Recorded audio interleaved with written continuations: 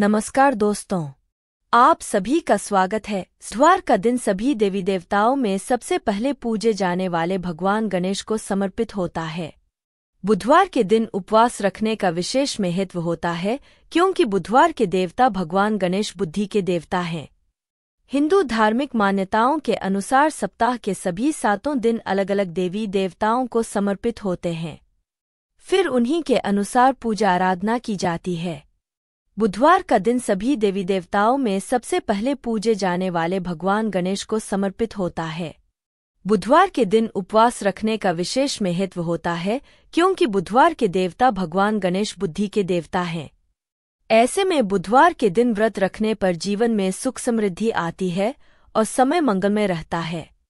ऐसी मान्यता है कि जो भी व्यक्ति बुधवार के दिन व्रत रखता है और पूरे दिन भगवान गणेश की साधना करता है, उस व्यक्ति के जीवन में कभी भी धन और धान्य की कमी नहीं होती है। आइए जानते हैं बुधवार व्रत की कथा। एक समय की बात है, एक व्यक्ति का विवाह हुए कई वर्ष बीत गए। विवाह के बाद उसकी पत्नी एक बार अपने मायके गई हुई थी।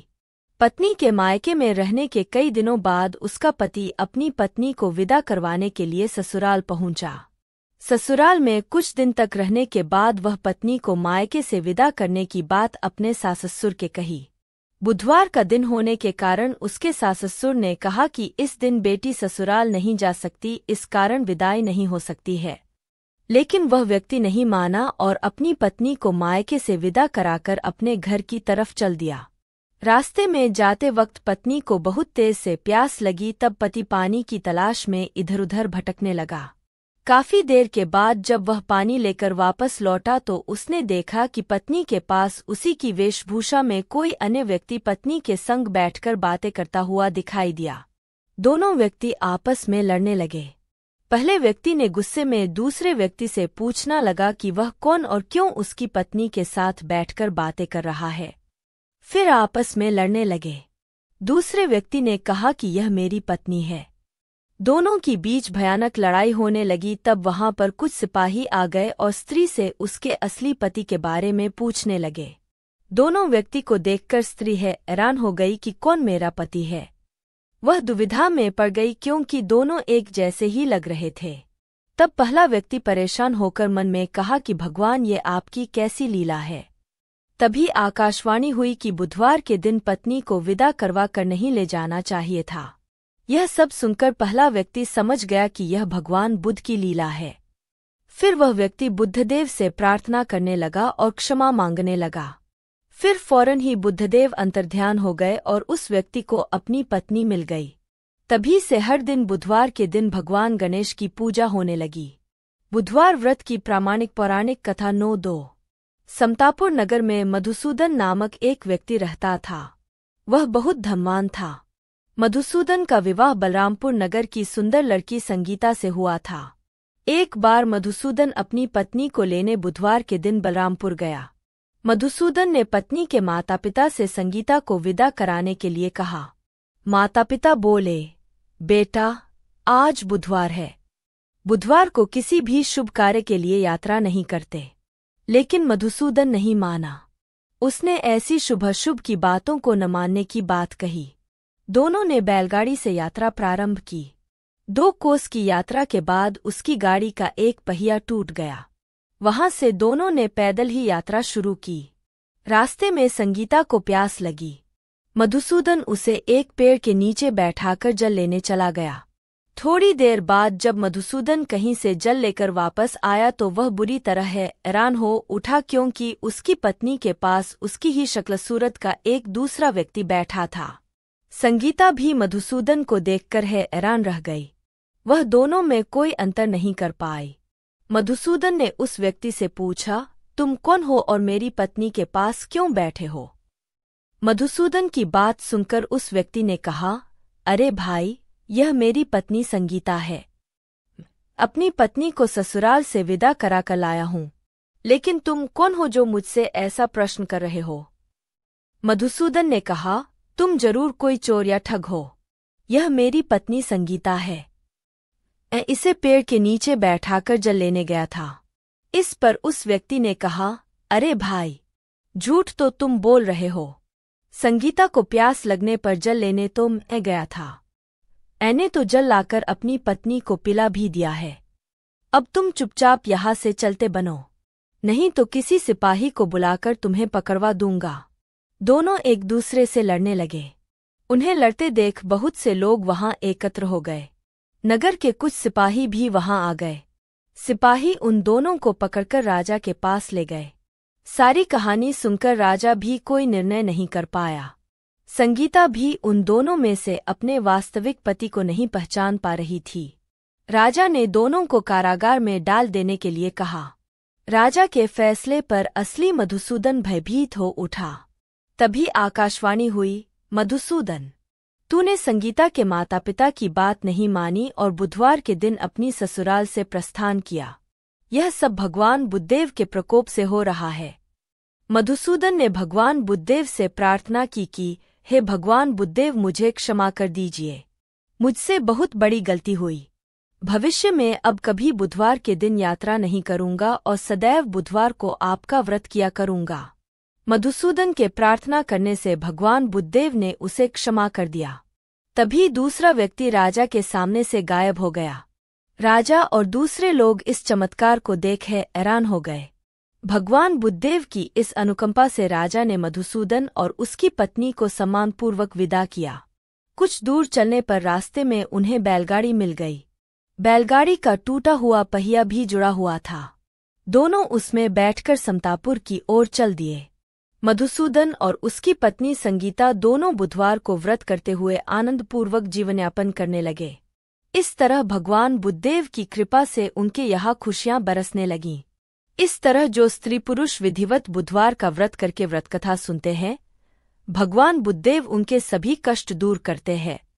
उम्मीद है आपको वीडियो पसंद आई होगी। हमें कमेंट बॉक्स में जरूर बताएं। ऐसी ही और वीडियोस के लिए हमारे स्टोरी को सब्सक्राइब करें। धन्यवाद। नमस्कार दोस्तों, आप सभी का स्वागत है स्टोरी में। बुधवार का दिन सभी देवी देवताओं में सबसे पहले पूजे जाने वाले भगवान गणेश को समर्पित होता है। बुधवार के दिन उपवास रखने का विशेष महत्व होता है क्योंकि बुधवार के देवता भगवान गणेश बुद्धि के देवता हैं। हिंदू धार्मिक मान्यताओं के अनुसार सप्ताह के सभी 7 दिन अलग अलग देवी देवताओं को समर्पित होते हैं। फिर उन्हीं के अनुसार पूजा आराधना की जाती है। बुधवार का दिन सभी देवी देवताओं में सबसे पहले पूजे जाने वाले भगवान गणेश को समर्पित होता है। बुधवार के दिन उपवास रखने का विशेष महत्व होता है क्योंकि बुधवार के देवता भगवान गणेश बुद्धि के देवता हैं। ऐसे में बुधवार के दिन व्रत रखने पर जीवन में सुख समृद्धि आती है और समय मंगलमय रहता है। ऐसी मान्यता है कि जो भी व्यक्ति बुधवार के दिन व्रत रखता है और पूरे दिन भगवान गणेश की साधना करता है, उस व्यक्ति के जीवन में कभी भी धन और धान्य की कमी नहीं होती है। आइए जानते हैं बुधवार व्रत की कथा। एक समय की बात है, एक व्यक्ति का विवाह हुए कई वर्ष बीत गए। विवाह के बाद उसकी पत्नी एक बार अपने मायके गई हुई थी। पत्नी के मायके में रहने के कई दिनों बाद उसका पति अपनी पत्नी को विदा करवाने के लिए ससुराल पहुंचा। ससुराल में कुछ दिन तक रहने के बाद वह पत्नी को मायके से विदा करने की बात अपने सास-ससुर के कही। बुधवार का दिन होने के कारण उसके सास-ससुर ने कहा कि इस दिन बेटी ससुराल नहीं जा सकती, इस कारण विदाई नहीं हो सकती है। लेकिन वह व्यक्ति नहीं माना और अपनी पत्नी को मायके से विदा कराकर अपने घर की तरफ चल दिया। रास्ते में जाते वक्त पत्नी को बहुत तेज से प्यास लगी, तब पति पानी की तलाश में इधर उधर भटकने लगा। काफी देर के बाद जब वह पानी लेकर वापस लौटा तो उसने देखा कि पत्नी के पास उसी की वेशभूषा में कोई अन्य व्यक्ति पत्नी के संग बैठकर बातें करता हुआ दिखाई दिया। दोनों व्यक्ति आपस में लड़ने लगे। पहले व्यक्ति ने गुस्से में दूसरे व्यक्ति से पूछना लगा कि वह कौन और क्यों उसकी पत्नी के साथ बैठकर बातें कर रहा है। फिर आपस में लड़ने लगे। दूसरे व्यक्ति ने कहा कि यह मेरी पत्नी है। दोनों की बीच भयानक लड़ाई होने लगी। तब वहां पर कुछ सिपाही आ गए और स्त्री से उसके असली पति के बारे में पूछने लगे। दोनों व्यक्ति को देखकर स्त्री हैरान हो गई कि कौन मेरा पति है। वह दुविधा में पड़ गई क्योंकि दोनों एक जैसे ही लग रहे थे। तब पहला व्यक्ति परेशान होकर मन में कहा कि भगवान, ये आपकी कैसी लीला है। तभी आकाशवाणी हुई कि बुधवार के दिन पत्नी को विदा करवा कर नहीं ले जाना चाहिए था। यह सब सुनकर पहला व्यक्ति समझ गया कि यह भगवान बुद्ध की लीला है। फिर वह व्यक्ति बुद्धदेव से प्रार्थना करने लगा और क्षमा मांगने लगा। फिर फौरन ही बुद्धदेव अंतर्ध्यान हो गए और उस व्यक्ति को अपनी पत्नी मिल गई। तभी से हर दिन बुधवार के दिन भगवान गणेश की पूजा होने लगी। बुधवार व्रत की प्रामाणिक पौराणिक कथा 9-2। समतापुर नगर में मधुसूदन नामक एक व्यक्ति रहता था। वह बहुत धनवान था। मधुसूदन का विवाह बलरामपुर नगर की सुंदर लड़की संगीता से हुआ था। एक बार मधुसूदन अपनी पत्नी को लेने बुधवार के दिन बलरामपुर गया। मधुसूदन ने पत्नी के माता पिता से संगीता को विदा कराने के लिए कहा। माता पिता बोले, बेटा, आज बुधवार है। बुधवार को किसी भी शुभ कार्य के लिए यात्रा नहीं करते। लेकिन मधुसूदन नहीं माना। उसने ऐसी शुभ की बातों को न मानने की बात कही। दोनों ने बैलगाड़ी से यात्रा प्रारंभ की। 2 कोस की यात्रा के बाद उसकी गाड़ी का एक पहिया टूट गया। वहां से दोनों ने पैदल ही यात्रा शुरू की।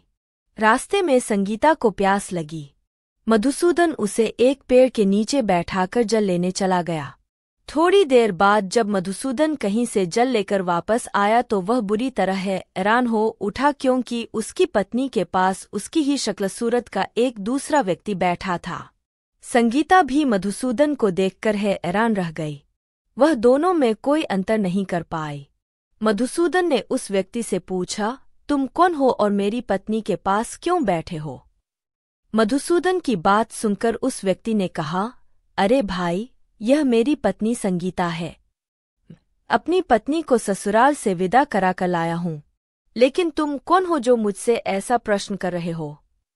मधुसूदन ने कहा, तुम जरूर कोई चोर या ठग हो। यह मेरी पत्नी संगीता है। मैं इसे पेड़ के नीचे बैठाकर जल लेने गया था। इस पर उस व्यक्ति ने कहा, अरे भाई, झूठ तो तुम बोल रहे हो। संगीता को प्यास लगने पर जल लेने तो मैं गया था।